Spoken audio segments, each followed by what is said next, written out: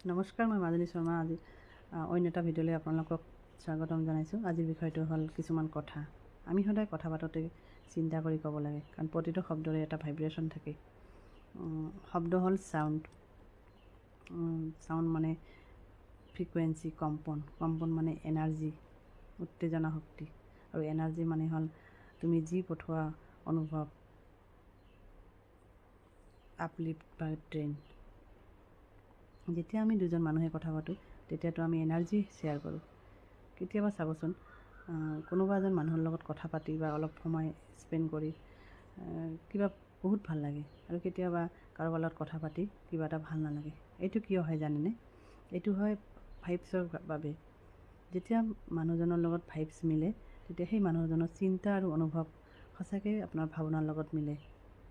মই পাৰোঁ, আপলিফ্ট; মই নোৱাৰোঁ, ড্ৰেইন। ধন্যবাদ, এপ্ৰিচিয়েশ্যন, ভাইব্ৰেশ্যন। এইটো তোমাৰ বাবেনে? Doubt vibration. আজি মই শান্ত, হিলিং ভাইব্ৰেশ্যন। মই পাৰোঁ, এই শব্দটো শুনিলে মনত কিবা এটা সাহস বাঢ়ে, বিশ্বাস জাগে। মই নোৱাৰোঁ, এই কথাটো শুনিলে মন ভাঙি যায়, শক্তি কমি যায়। কথাবোৰ কেনেকুৱা লাগিলে কমেণ্ট কৰি জনাবচোন। আজিলৈ আহিছোঁ। Thank U.